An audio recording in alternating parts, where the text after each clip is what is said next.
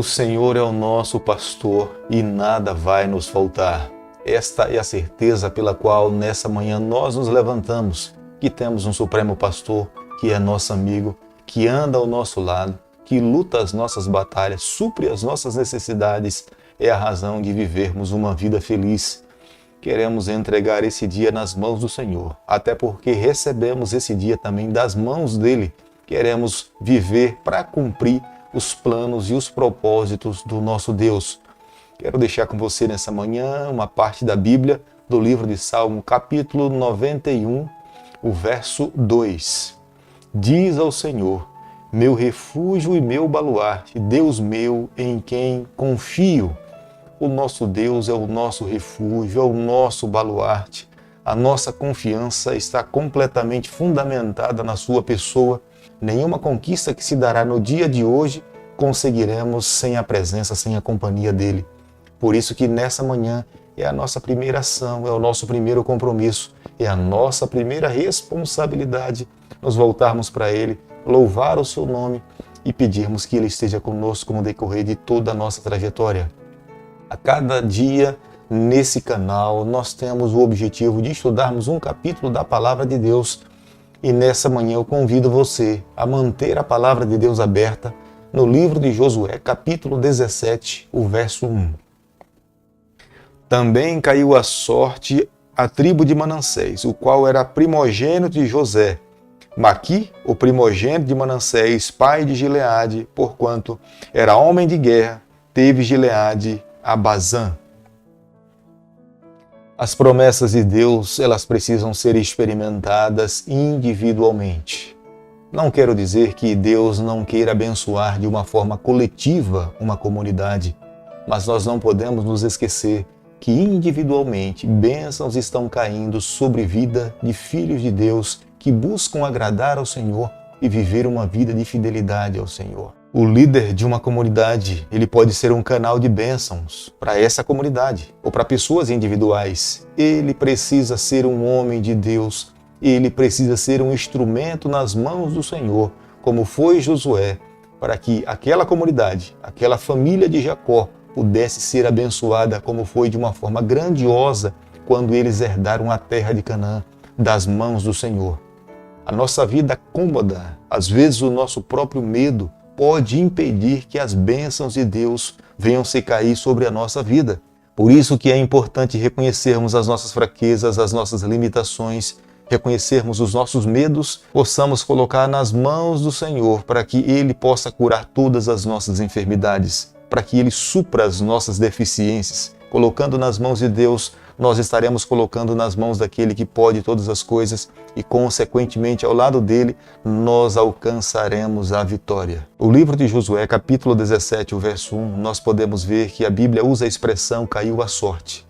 Este era o método usado por Deus para definir qual era o território de cada tribo. Lançava-se a sorte, o sumo sacerdote Eleazar, na presença de Josué, na presença dos líderes tribais, e ali a sorte lançada era a resposta do que Deus estava determinando como bênção para cada tribo individualmente. E no capítulo 17, no verso 1, a sorte foi lançada e a bênção foi dada à tribo de Efraim. Embora nós saibamos que o filho primogênito era Manassés, mas Jacó preferiu dar a bênção da primogenitura a Efraim em vez de Manassés, sendo que o filho que receberia a bênção da primogenitura deveria receber a porção dobrada, e quem de fato recebeu essa bênção foi Efraim.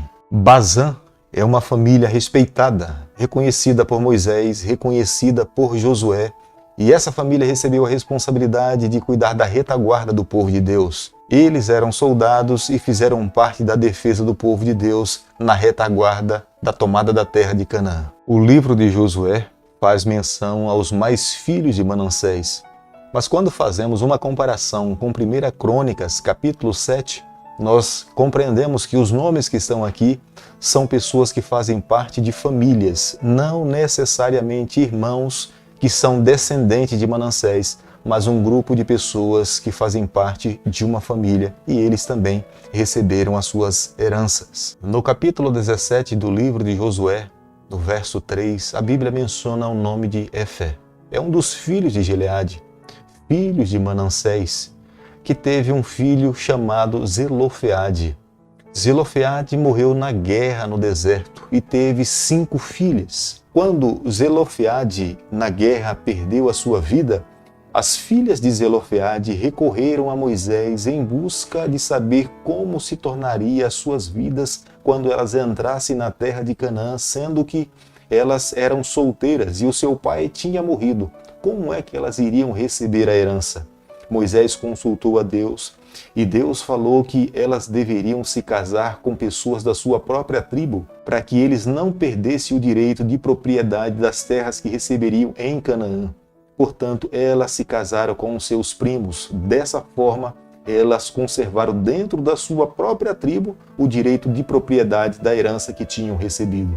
Podemos perceber claramente, numa época onde as mulheres eram consideradas como sem valor, Deus olhando para as mulheres e as valorizando. Quando nós olhamos para a decisão de Deus com respeito às filhas de Zelofeade, nós podemos ver que Deus não faz acepção de pessoas.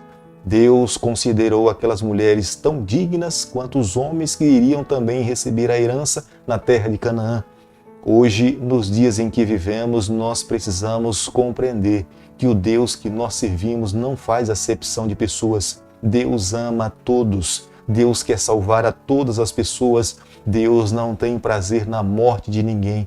Deus ama brasileiros, Deus ama americanos, africanos, holandeses. Deus, na verdade, ama todas as pessoas. O olhar de Deus é um olhar de um pai de amor, que quer ver todos os seus filhos dentro de casa, seguros, na certeza de que um dia estarão com Ele por toda a eternidade.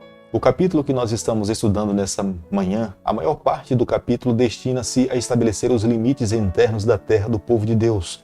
Primeiramente, foi estabelecidos os limites externos, mas internamente as tribos deveriam respeitar umas às outras.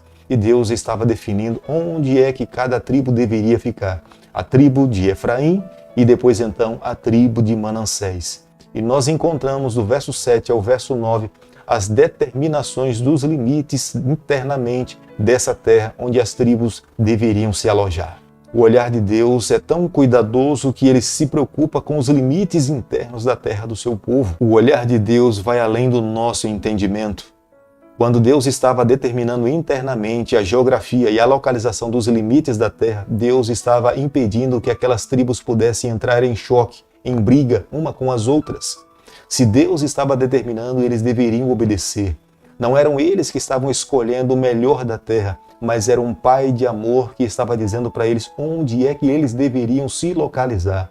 E estrategicamente, Deus usava os pontos fortes de cada tribo para colocar em devidos lugares, em algumas geografias, com o objetivo de defender os seus próprios irmãos que estavam dentro da própria terra. Portanto, eles deveriam respeitar as decisões divinas, porque dessa forma eles seriam abençoados cada vez mais por Deus e as suas vidas seriam usadas para abençoar os seus irmãos que estavam dentro da própria terra. Cada um vivendo em fidelidade seria de benefício para toda a nação de Israel. No capítulo 17 do livro de Josué, o verso 11, há uma cidade que foi destinada à tribo de Issacar, mas posteriormente foi dada para a tribo de Manassés. A tribo de Manassés recebeu a cidade de Bet-Sean porque era uma fortaleza. A tribo de Manassés tinha habilidade para lutar na guerra. Eles eram os defensores do povo de Deus. Eles eram aqueles que encabeçavam as batalhas. Eram eles que estavam na retaguarda defendendo também o povo do Senhor. Portanto, Deus permitiu que eles ficassem nessa cidade, Bet-Sean, porque era uma fortaleza. Vivendo ali, eles teriam condições de proteger o povo do Senhor. Veja que Deus usava a qualidade individual de cada tribo com o objetivo de beneficiar toda a nação de Israel. Cada um individualmente tinha uma característica, mas as suas características deveriam ser usadas com o objetivo de abençoar a todo o povo. Não pode ser diferente nos dias em que nós estamos vivendo. Cada um de nós temos um dom, cada um de nós podemos desenvolver um talento, mas precisamos usar os dons e os nossos talentos para abençoar toda a comunidade onde nós fazemos parte.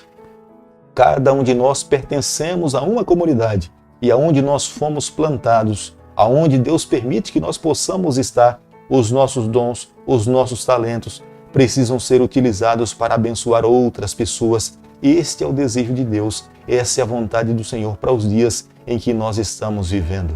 Vivendo dessa forma, nós estamos fortalecendo o corpo de Cristo. Ele é o cabeça, Ele é o regente, é Ele que determina as ordens, mas nós somos os seus membros, fazemos parte do seu corpo. Nós precisamos cumprir, seguir restritamente as ordens do nosso Senhor. Josué capítulo 17, o verso 13, a palavra de Deus diz o seguinte: Sucedeu que, tornando-se fortes, os filhos de Israel sujeitaram aos cananeus a tribos forçadas, porém não os expulsaram de todo. Jamais nós podemos nos esquecer que a ordem de Deus é que eles deveriam expulsar todos os povos. Jamais deveriam fazer concessão com nenhuma nação.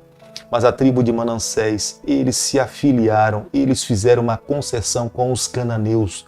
Não os expulsaram num todo. Olhando para a riqueza dos cananeus, os benefícios que eles poderiam trazer para si mesmo, para a sua tribo, eles se filiaram com eles. Estavam mais preocupados com o dinheiro, estavam mais preocupados com a riqueza, e nós não podemos nos esquecer que nos dias em que nós estamos vivendo, muitas pessoas irão ser prejudicadas por causa da ganância pelo dinheiro. A Bíblia mesmo enfaticamente já nos falou que muitos nos últimos dias irão perder a salvação porque amaram mais ao dinheiro do que ao Senhor. Nós mesmos encontramos na Bíblia um exemplo do jovem rico que amou mais ao dinheiro do que ao Senhor, mas nós não podemos seguir o exemplo da tribo de Manassés. Embora a tribo de Manassés estivesse mais disposta a se beneficiar da riqueza que os cananeus tinham, nós não podemos nos dias de hoje abrirmos mão das verdades que temos por causa dos valores ou riquezas que alguém ou esse mundo possa nos oferecer. O amor a Deus precisa estar acima de qualquer coisa. A Bíblia mesmo nos afirma: alguém pode ganhar o mundo inteiro, mas se ele não amar a Jesus Cristo no final, ele pode perder a sua salvação. Eu peço a Deus nessa manhã que essa parte da palavra de Deus jamais seja aplicada à nossa vida. O capítulo 17, o verso 14 do livro de Josué, creio que é uma orientação para nós que estamos vivendo dentro do grande conflito nos últimos capítulos da história do planeta Terra. Eles se esqueceram quem é que tinha os abençoado. Eles se tornaram um povo muito grande, se tornaram um povo forte, mas eles se esqueceram quem verdadeiramente os levou até ali e os tornou a ser o povo que era o povo de Deus, a nação de Israel.